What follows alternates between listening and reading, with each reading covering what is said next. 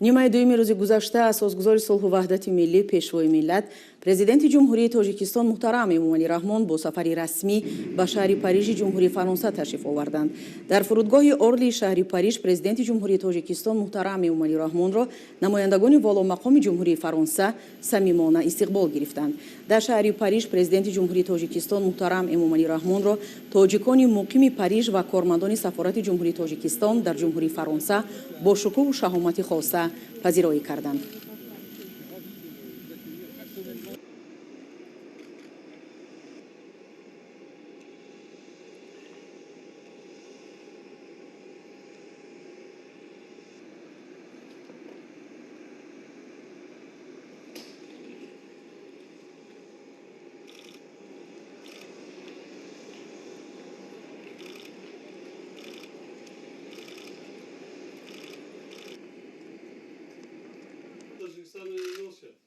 Tajikistan'ı ne porte pas de masque. Alors, On fait comme ça. en France, selon les départements et les... Merci beaucoup.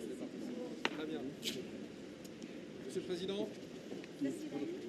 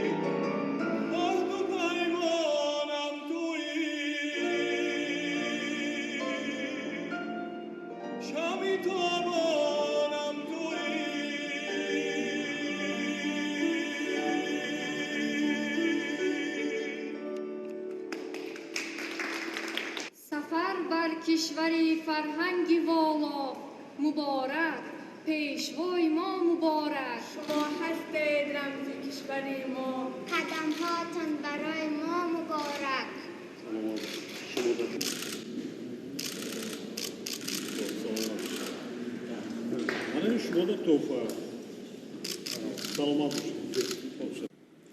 имрӯз маросими истиқболи расмии асосгузори сулҳу ваҳдати миллӣ пешвои миллат президенти ҷумҳурии тоҷикистон муҳтарам эмомалӣ раҳмон тибқи муқаррароти расмии пазироии меҳмонони олимақом дар саҳни фахрии маҷмӯаи артиши миллии Фаронса доир гардид. Президенти мамлакат муҳтарам эмомалӣ раҳмон ба саҳни ҳавлии маҷмӯаи артиши миллӣ ташриф оварданд. Барои баргузории ин чорабинӣ макони он идона ороста шуда, парчамҳои ҳарду давлат овезон карда шуда, горди фахрӣ барои истиқболи меҳмони олиқадр саф кашид. президенти ҷумҳурии тоҷикистон муҳтарам эмомалӣ раҳмонро котиби давлатии вазорати Аврупо ва корҳои хориҷии Фаронса Жан Батист Лемуан ва генерал-лейтенанти мақомоти низомии шаҳри Париж Лоран Пронса истиқбол гирифта ба минбари ифтихорӣ даъват намуданд. Сарвари давлат муҳтарам эмомалӣ раҳмон аз назди сафи горди фахри гузашта дар макони ифтихорӣ қарор гирифтанд. Сипас сурудҳои миллии ҳарду давлат садо дод.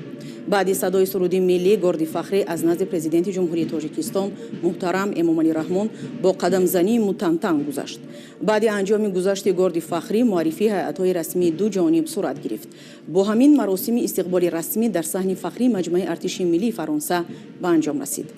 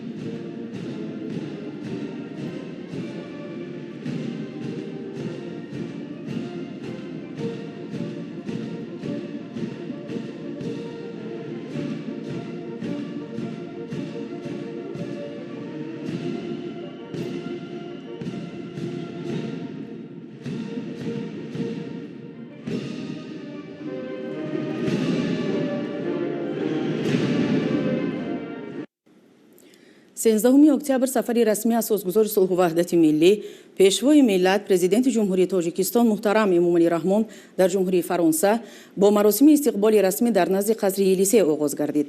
Барои истиқболи сарвари давлат муҳтарам эмомалӣ раҳмон саҳни ҳавлии қасри елисей бо парчамҳои ҳарду давлат идона ороста шуда горди фахрӣ саф кашида буд. меҳмони олиқадр президенти ҷумҳурии тоҷикистон муҳтарам эмомалӣ раҳмонро президенти ҷумҳурии фаронса муҳтарам Эммануэл Макрон гарму самимӣ истиқбол гирифтанд. Баррасии масоили ҳамкории дуҷониба ва бисёрҷониба дар мулоқоти хосаи сарони давлатҳо оғоз гардида дар музокироти васеъ бо иштироки ҳайатҳои расмии ду кишвар идома ёфт. нахуст президенти ҷумҳурии фаронса муҳтарам Эммануэл Макрон меҳмони оли мақом сарвари давлат муҳтарам Эмомалӣ раҳмонро ба кишвараш хайрамақдам гуфт. президенти ҷумҳурии тоҷикистон муҳтарам Эмомалӣ раҳмон барои истиқболи самимӣ ва пазироии хоса ба ҷониби фаронса изҳори сипос карда қаноатмандии худро аз робитаҳои сиёсии тоҷикистону фаронса ки дар рӯҳияи эҳтирому назардошти манофеи миллии ду кишвар мунтазам густариш меёбанд иброз доштанд. ҷонибҳо зимни мулоқот ҳамкории самарабахши машваратҳои сиёсии байниидоравӣ, тавсеяи ҳамкории бештар дар бахшҳои мухталифи энергетика, металлургия, саноати сабук ва химия, мошинсозӣ ва истихроҷи канданиҳои фоиданокро баррасӣ карда, онҳоро самтҳои афзалиятноки ҳамкории ду кишвар номиданд. имкониятҳои васеъи ҳамкорӣ дар соҳаҳои нақлиёти логистикӣ, телекоммуникатсияю электронӣ, кишоварзӣ ва рушди инфрасохтори туризм низ муҳокима карда шуд. зимни баррасии масъалаҳои ҳамкорӣ инчунин ба ҳалли мушкилот вобаста ба пандемияи коронавирус ки ба рушди муносибатҳои ҳамкорӣ таъсири манфӣ расонид, таваҷҷуҳи хоса зоҳир гардид.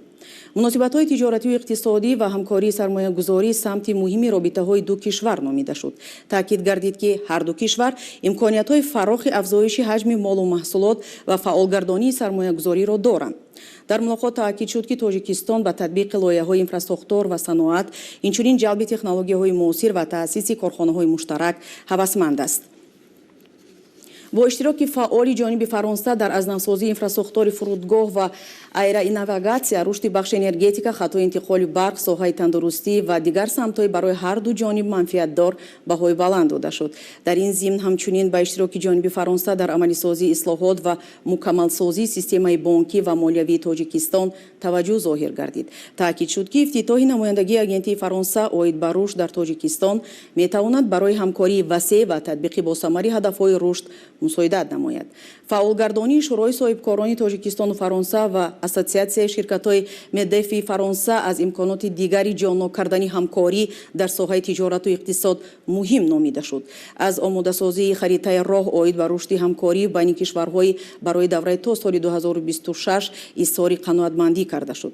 дар ҷараёни мулоқот ҳамчунин масоили густариши муносибатҳо дар соҳаҳои фарҳангии гуманитарӣ, илму маориф, аз ҷумла таъмини омӯзгорони забони фаронсавӣ барои мактабҳои тоҷикистон, ифтитоҳи филиалҳои донишгоҳҳои фаронса дар кишвари мо, ҷудо кардани квотаҳо ба донишҷӯён барои илмҳои гуманитарӣ, иқтисодиёт, молия, фанҳои дақиқ ва муҳандисӣ, сайёҳӣ, идора ва сиёсатшиносӣ баррасӣ карда шуд.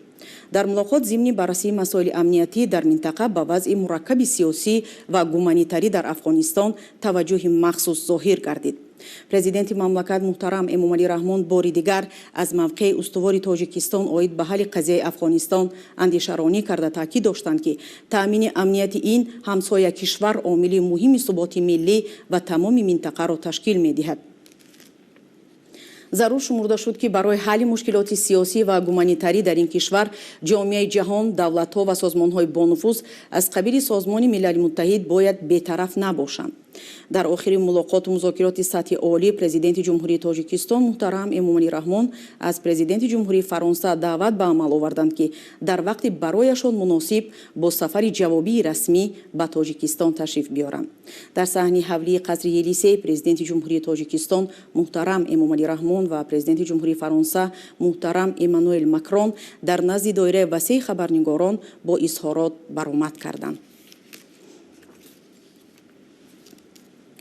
13 октябр асосгузори сулҳу ваҳдати миллӣ пешвои миллат президенти ҷумҳурии тоҷикистон муҳтарам Эмомалӣ раҳмон ва президенти ҷумҳурии фаронса муҳтарам Эммануэл Макрон дар маросими ифтитоҳи намоиши нигораҳои тоҷикистон таҳти унвони Тоҷикистон кишвари дарёҳои тиллоӣ дар осорхонаи Гимеи ҷумҳурии Фаронса иштирок карданд. ин тадбир дар доираи таҳкими муносибатҳои ҳамкории ду кишвар дар бахши фарҳанг роҳандозӣ гардида, саҳми бузурги сарони давлатҳо дар пайванд сохтани тамаддунҳо ва мардумон мебошад. пеш аз ҳама сарвари давлат муҳтарам Эмомалӣ Раҳмон президенти ҷумҳурии Фаронсаро ба маросими ифтитоҳи намоишгоҳи нигораҳои таърихии Тоҷикистон хайрамақдам гуфтанд. бояд гуфт ки робитаҳои фарҳангии Тоҷикистон бо Фаронса дар баробари дигар соҳаҳои ҳамкорӣ бар пояи меъёрҳои байналмилалӣ ва эътирофи манфиатҳои ҳамдигар асос ёфта дар ҳоли рушди мунтазам қарор доранд.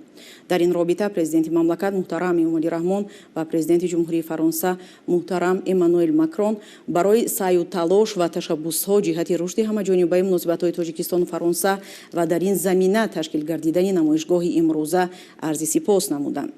изҳори итминон карда шуд ки ин рӯйдод ба роҳандозии робитаҳо байни осорхонаҳои ду кишвар ва тавсияи минбаъдаи ҳамкориҳо дар ин самт мусоидат хоҳад кард. сарони давлатҳо муҳтарам Эмомалӣ Раҳмон ва Эммануэл Макрон дар намоиши нигораҳои Тоҷикистон таҳти унвони Тоҷикистон кишвари дарёҳои тиллоӣ бо нигораҳои нодир шинос шуданд. президенти мамлакат муҳтарам Эмомалӣ Раҳмон ба ҳамтои худ Эммануэл Макрон таъриху тамаддуни миллати шарафманди тоҷик, саҳми фарзандони бароманди тоҷик дар рушди тамаддуни башарӣ, мавзеъҳои таърихӣ, давлатдории тоҷикон дар асрҳои гуногун ва қадима будани сарзамини ганҷхези Тоҷикистонро муаррифӣ карданд. тавре маълум аст тоҷикон миллати тамаддунофар буда дар таърихи умумии инсоният ҷои сазовор доранд. бозёфтҳои таърихӣ гувоҳӣ медиҳанд ки осори фарҳангиву ҳунармандии қадимаи халқи тоҷик ба ҳазорсолаи чоруми то мелод мансуб мебошанд. мардумони Фаронса ва дигар кишварҳои Аврупо зимни боздид аз ин намоишгоҳ имкон доранд бо осори давраҳои энеолит ва биринҷии шаҳраки саразми бостонӣ ки ба феҳристи мероси ҷаҳонии ЮНЕСКО шомил мебошад шинос гарданд. намунаҳои пешниҳодшуда ба аврупоиҳо имкон медиҳад ки дар бораи кишвари зебои кӯҳистони мо маълумоти бештар гиранд ва дар рушди ҳамкориҳои Тоҷикистону Фаронса саҳм гузоранд.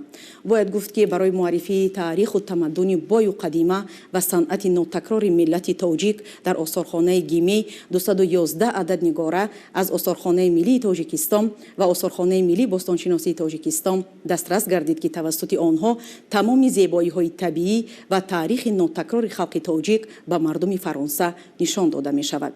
барои муаррифии шоистаи давлати тоҷикон дар осорхона нигораҳо ва наворҳо оид ба мавзеъҳои таърихии саёҳии Тоҷикистон ва сарвари нодири таърихӣ ва фарҳангии миллати тоҷик гузошта шудааст.